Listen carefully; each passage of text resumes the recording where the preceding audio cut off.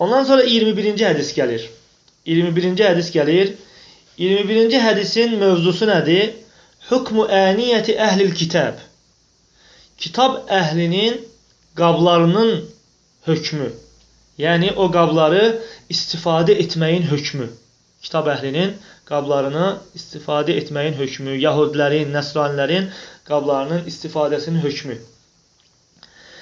An Əbi Sə'ləbətəl Xuşəni radiyallahu anhu qal: Qultu ya Rasulallah, inna bi ardı qavmin əhli kitab, əfənə'kulu fi aniyyətihim. Əbu Sə'ləbə Əl-Xuşəni radiyallahu anhu deyir ki, dedim ki, ey Allahın Rəsulü, biz kitab əhlindən olan bir qövmün yaşadığı yerdə yaşayırıq. Biz onların qablarında yemək yeyə bilərikmi? Peyğəmbər sallallahu aleyhi və səlləm deyir ki, La tə'kulu fiyhə illə əllə təcidu qayrəhə fəğsiluhə və kulu fiyhə. Muttəfəqun aleyh. Peyğəmbər sallallahu aleyhi və səlləm deyir ki, o qablarda yemək yeməyin, yalnız o qablardan başqasını tapmasanız, bu zaman o qabları yuyun və onlarda yemək yeyin. Hədisin ravisi Əbu Sə'ləbə Əl-Xuşəni radiyallahu anhudur. Əbu Sə'ləbə Əl-Xuşəni radiyallahu anhu künyəsi ilə məşhur olan sahabələrdəndir. Adında və atasının adında isə alimlər ixtilaf ediblər. Çoxlu ixtilaf var və Hafiz İbn Həcər rahimehullah buyurur ki, çox alimlərə görə onun adı Cürthum radiyallahu anhudur. Cürthum. Əbu Sə'ləbə radiyallahu anhu Ridvan beyətində Peyğəmbər sallallahu aleyhi və səlləmə beyət edib. Ridvan beyətində Peyğəmbər sallallahu aleyhi və səlləmə beyət edib və Peyğəmbər sallallahu aleyhi və səlləm sonra onu öz qövmünə göndərib ki, dəvət etsin və o qövmü də, onun dəvəti nəticəsində Allahın izni ilə İslam'a gəliblər. Və Əbu Sə'ləbə radiyallahu anhu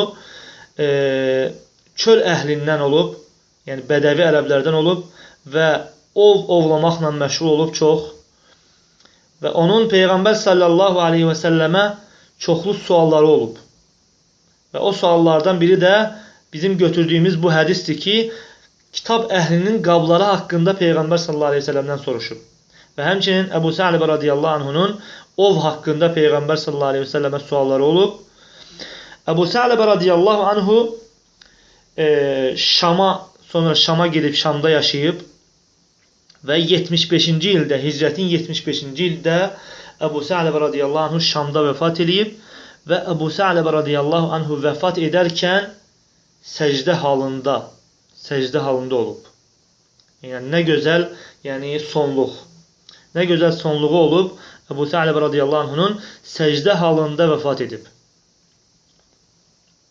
Ondan sonra hədisdəki məsələlərdən hədis dəlildir ki, sahabələrin onların ehtiyacları olduqları şeylərdə, özləri üçün şübhəli qaldığı məsələlərdə Peyğəmbər sallallahu aleyhi və səlləmə sual vermələri və onların bu məsələdə həris olmalarına dəlildir.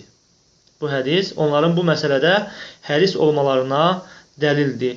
Və hər bir müsəlmana da vacib olan budur. Hər bir müsəlmana da vacib olan budur ki, öz dini haqqında bilmədiyi məsələlərdə elm əhlindən soruşsun. Hətta Allah-u Teala'ya bəsirət üzərə ibadət etməsi üçün. Bəsirət üzərə, necə gəldi ibadət etmək üçün yox, bəsirət üzərə ibadət etsin deyə hər bir insan dinində onun üçün şübhəli qalan, sual altında qalan məsələləri elm əhlindən soruşmalıdır.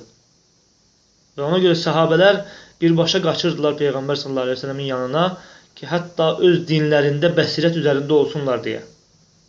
Çünki onlar dinləri həqiqətən qavramışdılar və öz dinlərini həqiqətən bilmişdilər, başa düşmüşdülər və bilirdilər ki, bu ibadət məsələləridir və gözəl şəkildə Allah-u Teala'ya ən gözəl şəkildə ibadət etmək istəyirdilər. Ona görə Peyğəmbər sallallahu aleyhi ve sellemə hər bir məsələdə, hansı ki onlar üçün sual altında qalan məsələlər var idi, o məsələlərdə gedib Peyğəmbər sallallahu aleyhi ve sellemdən soruşardılar. Allah Teala Kur'an-ı Kerim'de buyurur ki: "Fes'elu ehlez-zikri in kuntum la ta'lemun." Fes'elu ehlez-zikri in kuntum la ta'lemun. Enbiya suresi 7. ayə. Deyir ki, bilmirsinizsə bilənlərdən, elm əhlindən, zikr əhlindən soruşun. Bilmirsinizsə elm əhlindən, zikr əhlindən soruşun. Ondan sonraki məsələ nədir? Ondan sonra gələn məsələ budur ki, hədis kitab əhlinin qablarından istifadə etməyə, yəni çəkinməyin lazım olmasına dəlildir. Kitab əhlindən, yəni Yahudilərin, Xristiyanların qablarından istifadə etməkdən çəkinmək lazımdır. Çünki onlar nəcasətlərdən qorunmurlar. Öz qablarında içki də qoyurlar, yəni haram içkilər və həmçinin ölü əti, donuz əti də bişirirlər. Ona görə kitab əhlinin qablarından çəkinmək lazımdır. Və həmçinin dəlil var hədisdə nəyə? Hədisdə dəlil var ki, kitab əhlinin qablarından 2 şərtlə istifadə etmək caizdir. 2 şərtlə. Yəni, bu 2 şərt olarsa, o zaman istifadə etmək caizdir. Bu 2 şərt nədir? Onlar da hədisdə keçdi. Peyğəmbər sallallahu aleyhi və səlləm dedi ki, İllə la tə'kulu fiyhə illə əllə təcidu qeyrəhə fəğsiluhə və kulu fiyhə. Deyir ki, o qablarda yemək yeməyin.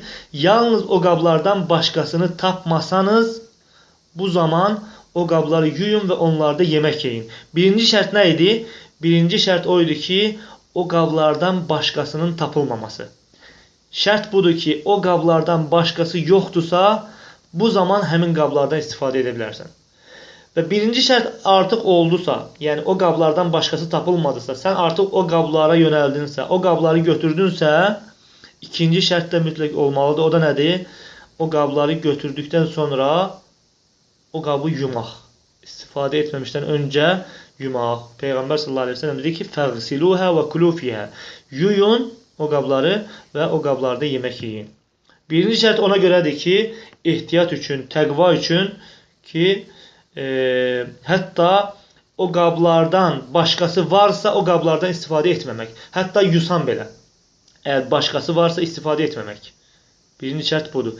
İkinci şərt də budur ki, yəqin olmaq, təmiz olmasından, yəqin olmaq üçün onu yumaq. Allah Teala bizi öz dinimizdə bəsirət üzərə Allah Teala'ya ibadət edən qullarından eləsin. Allah Teala ona zikirdə, şükürdə və gözəl ibadətdə bizə yardım eləsin. Və daima Allah Teala'dan yardım istəməliyik ki, Allah Teala bizə öz dinini ən gözəl şəkildə yaşayanlardan eləsin. Çünki Allah Teala gözəldir və gözəl olanları da qəbul edir. Necə ki, Peyğəmbər sallallahu aleyhi ve sellem buyurur ki, İnnəlləhə tayyibun la yaqbalu illə tayyibə. Allah gözəldir, yalnız gözəl olanı qəbul edir. Ona görə hər bir məsələdə, əziz qardaşlar, çalışmalıyıq ki, elm əhlindən bir yerdə olaq, elm əhlinin ətrafında olaq, elm əhlinə yaxın olaq. Çünki nə qədər elm əhlinə yaxın olarsansa, bil ki, sən xeyir içərisindəsən. Sən bax, Peyğəmbər sallallahu aleyhi ve sellemin sahabələrinin hallarına, onlar hətta elə məsələlər var idi ki, yəni, bəlkə də biz onu ən yaxınımızda soruşmağa utanarıq, amma onlar birbaşa Peyğəmbər sallallahu aleyhi ve sellemdən soruşurdular. Nəinki kişilər, hətta qadınlar öz dinlərinin qorunması üçün, dinlərini bəsirət üzərə yaşamaları üçün, öz ehtiyatları üçün, təqvalarına görə bəzi utanılası məsələləri hətta Peyğəmbər sallallahu aleyhi ve sellemdən bu məsələlərdə utanmadan soruşurdular. Nəyə görə? Çünki onların dinləri hər şeydən öncə idi. Onlar öz dinlərini ən gözəl şəkildə yaşamağa tələsənlər, ən gözəl şəkildə yaşamağa çalışanlar və buna görə də Peyğəmbər sallallahu aleyhi ve sellemdən hər hansı bir sualı soruşmaqda da çəkinməzdilər. Və bu da elm almağın, yəni utanmaq, elm məsələsində utanmaq, elm almağın qarşısını alan məsələlərdəndir. Biri təkəbbürlükdür ki, mən soruşmuram, mən bilirəm. Biri də nədir? Utanmaq. İkincisi də nədir? Utanmaqdır ki, insan utanarsa əgər kimdənsə nəsə soruşmaq, hər hansı bir, hətta utanılası bir məsələ olsa belə çalışmalıdır ki, dini məsələsində fikirləşsin ki, dinim mənim üçün hər şeydən öncədir. Dinim mənim üçün hər şeydən öncədir. Buna görə çalışmaq lazımdır ki, Allah Teala'nın bizə əmr etdiyi formada, Peyğəmbər sallallahu aleyhi ve sellemin bizə əmr etdiyi formada Allahın dinini ən gözəl şəkildə yaşamağa çalışaq və bunun üçün Allahdan yardım istəyək. Bunun üçün Allahdan yardım istəyək. Necə ki, Peyğəmbər sallallahu aleyhi ve sellem Muaz radiyallahu anhuya nəsihətində deyir ki, hər namazın sonunda Allahümme a'inni ala zikrikə və şükrikə və husni ibadətik duasını etməyi unutma. Allahım, mənə sənə zikr etməkdə, sənə şükr etməkdə və gözəl ibadət etməkdə mənə yardım et. Və bu dua əzəmətli duadır və bu duanı tərk eləməyək. Allah Teala istəyirəm ki, bizi eşitib faydalananlardan eləsin. Allah Teala bizi onun dinini ən gözəl şəkildə kamilcəsinə yaşayanlardan və bunun üzərində ölənlərdən eləsin. Allah Teala bizim sonluğumuzu gözəl sonluq üzərində etsin. Allah Teala bizə haqqı haqq kimi göstərib ona tabi olanlardan, batili batil kimi göstərib ondan çəkinənlərdən eləsin. Və sallallahu ala nəbiyyina Muhammed və ala alihi və sahbihi əcma'in. İxlasla.com saytı tərəfindən təqdim olundu.